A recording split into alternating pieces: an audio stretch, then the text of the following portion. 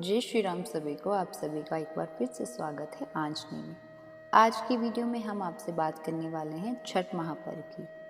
छठ महापर्व जो कि बिहार झारखंड का प्रसिद्ध पर्व है। इसके अलावा भी कुछ ऐसे स्थान हैं जहां पर कि ये पर्व मनाया जाता है, जैसे कि पश्चिमी बंगाल या फिर पूर्वी उत्तर प्रदेश, और जहां कहीं भी बिहार के झारखंड के लोग रहते हैं, चाहे वो विदेश में ही क्यों ना हो, वहां पर भी छठ महापर्व मनाया जाता है। छठ पूजा में एक महापर्व है। ऐसा इसलिए क्योंकि ये बहुत ही कठिन व्रतों में से एक है। ये व्रत होता है पूरे 4 दिनों का, जो कि नहाए खाए से प्रारंभ होता है। नहाए खाए मतलब छठ का पहला दिन।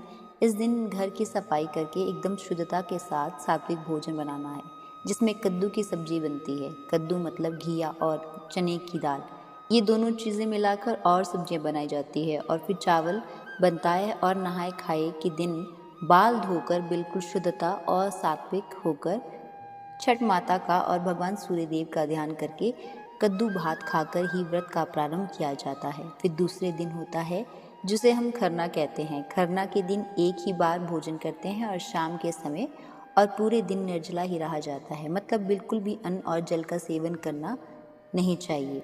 और शाम के समय जब संध्या काल होता है, उस समय में गुड़ और चावल की खीर बनाई जाती है और रोटी, तथा कई स्थानों पर पूड़ियाँ भी बनाई जाती है।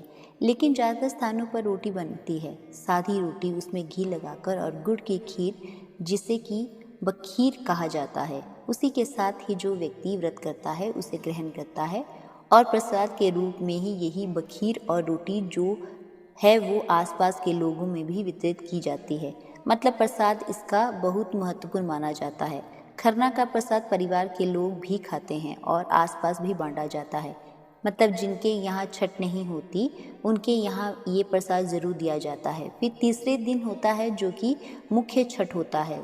षष्ठी का पर्व होता है, जो कि शाम के समय किसी भी नदी के किनारे, तालाब के किनारे जाकर भगवान सूर्य देव की पूजा करते हैं और भगवान सूर्य को अर्घ देते हैं। मतलब छठ महापर्व का तीसरा दिन वो होता है जिस समय संध्या में सूर्य भगवान को अर्घ दिया जाता है। और छठ महापर्व का अंतिम दिन होता है, मतलब चौथे दिन होता है, जिसमें कि सुबह के समय ब्रह्म मुहूर्त में फिर से उसी नदी की या फिर तालाब के किनारे जाते हैं और विधि विधान से छठी माता की पूजा करते हैं। नदी और तालाब में खड़े होते हुए सुबह और शाम सूर्य भगवान को अर्घ दिया जाता है। शाम के समय सूर्यास्त होते हुए सूर्य को अर्घ देते हैं, मतलब अस्तांचलगामी सूर्य को अर्घ दिया जाता है। और सुबह के समय उगते हुए सूर्य को, उदयकालीन सूर्य को अर्घ दिया जाता है।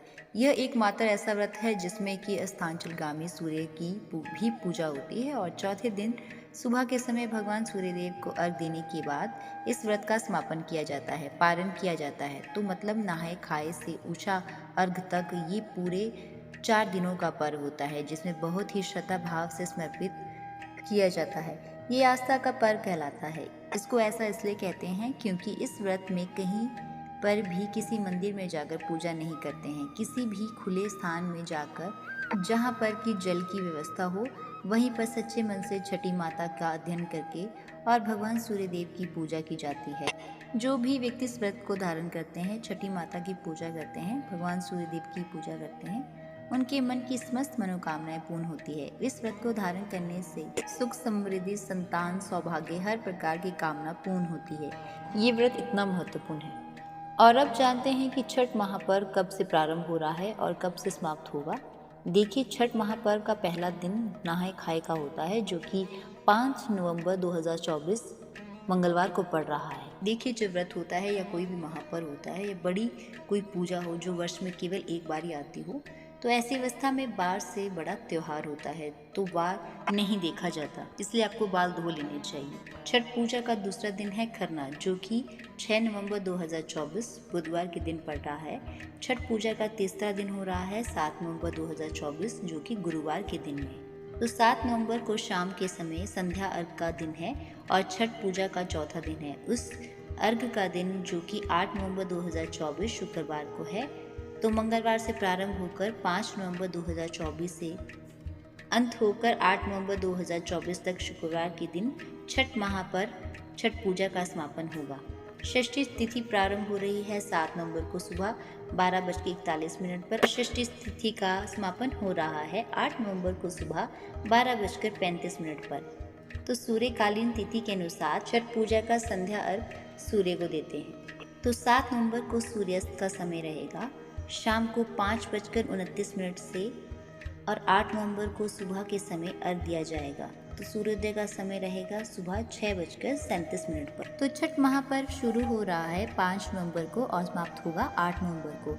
और इन दिनों में इस पर्व में जो कोई भी छठ माता की पूजा आराधना करता है, छठी माता में अपनी आस्था रखते हैं, विश्वास रखते हैं, भगवान सूर्यदेव को अर्घ देते हैं, तो विश्वास कीजिए आपकी कामना चाहे कोई भी हो पूर्ण हो जाती है, इसमें कोई संशय नहीं। तो भक्तों, ये है आज की वीडियो। उम्मीद करती हूँ आपके लिए उपयोगी होगी। अगर वीडियो पसंद आए तो लाइक कीजिएगा, शेयर कीजिएगा और चैनल को सब्सक्राइब करना ना भूलें। मिलते हैं अगली कड़ी में। जय श्री राम।